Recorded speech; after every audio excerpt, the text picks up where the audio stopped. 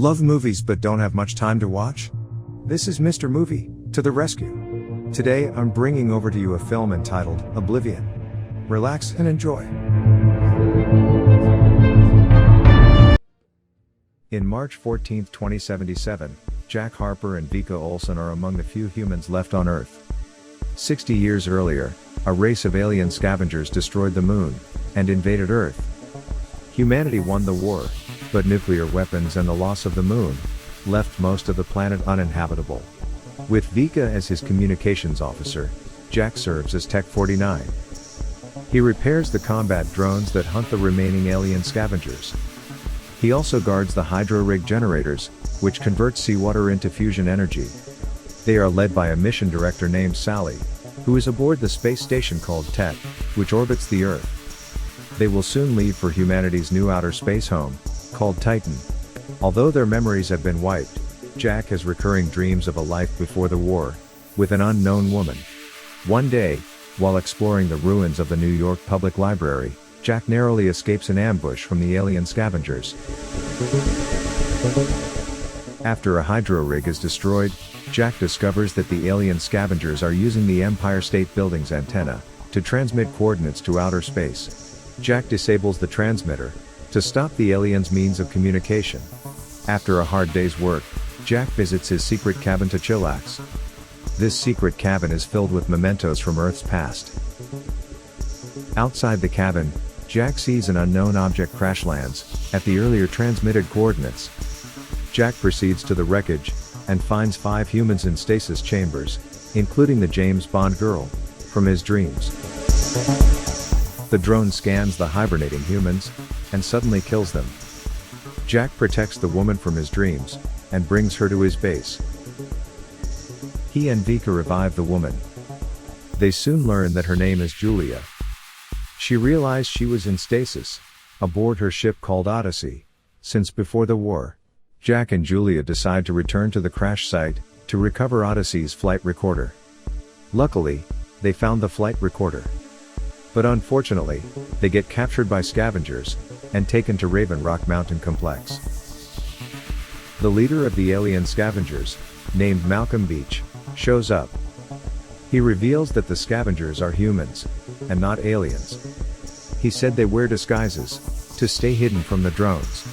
Another drone attacks the scavengers, which we now know are not aliens, but humans. The smart scavengers easily destroy the drone. Beach, the boss man of the scavengers, releases Jack and Julia. He wants them to discover the truth, that the radiation zone is a lie. That people don't get harmed if they go there. Jack and Julia proceeds to the radiation site in style, riding a cool, futuristic motorcycle. They arrive safely at the so-called fake radiation zone site, where the ruins of the Empire State Building is located. Julia finally reveals that she is Jack's wife. This triggers Jack's memories of proposing to her at that exact site of the Empire State Building. Vika sends a craft to retrieve Jack and Julia. She is jealous and heartbroken to see them reunited. Jack returns to his base with Julia. They were met by jealous Vika, who wouldn't let them in because of her false fear that they were exposed to the radiation zone. Vika finally lets them in. However, a drone gets activated and kills poor Vika. The drone threatens to shoot Jack, but Julia saves the day by destroying it. Jack and Julia escape in his craft. The annoying drones pursue them in an action-packed chase scene. Top Gun Jack was able to destroy the drones. They are forced to eject over the radiation zone. Another technician, Tech 52, arrives to repair the drones. Jack checks out the guy. To his surprise, he discovers that the guy is his clone and looks exactly like him. They had a fist fight, and Jack incapacitates his clone. Unfortunately, Julia is shot by accident. Jack leaves Julia momentarily and flies to his clone's base to get medical supplies. He is surprised to find out that a clone of Vika is also there. So he tricked clone Vika into believing that he is her clone version of Jack.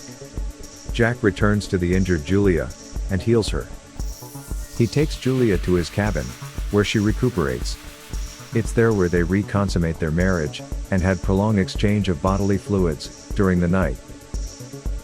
They return to the scavenger base. Beach, the scavenger's boss man, explains that the Tet is an alien artificial intelligence.